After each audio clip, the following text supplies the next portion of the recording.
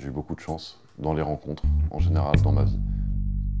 L'envie première, c'était celle de m'exprimer, de raconter des histoires. J'ai dessiné, j'ai peint, j'ai sculpté, j'ai fait beaucoup de choses. Et un jour, mon père m'a offert un appareil photo. Et c'était un petit peu le coup de foudre avec le médium, avec même le bruit que ça faisait, le rapport à l'objet, le rapport qu'on a avec un appareil photo face aux gens.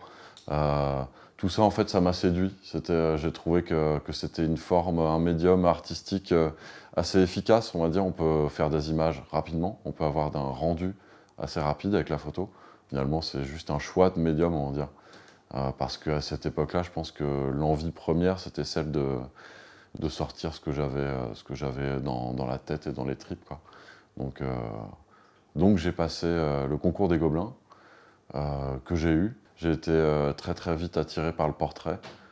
Et c'est pour ça aussi qu'ensuite j'ai assisté un portraitiste pendant 2 ans après l'école.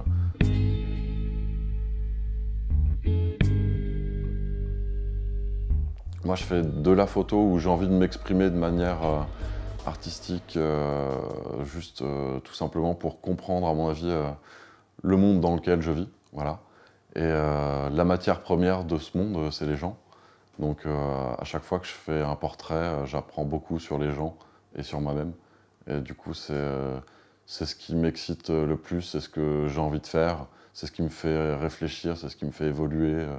J'ai besoin d'un rapport humain, d'avoir des gens et de partager avec eux, quoi. Et à la fin, comme ça, je peux me dire si j'aime le genre humain ou pas. Ça change chaque jour.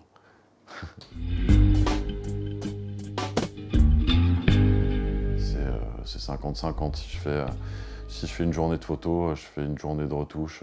Ce qu'on fait derrière un écran, en tout cas en portrait, et même en mode ou quoi, c'est ce qu'on faisait au labo avant. Personnellement, moi, je ne transforme pas les images. À la rigueur, je fais un peu de retouche pour enlever des petites cernes, les cernes grises parisiennes, tu vois, qui font plaisir à personne.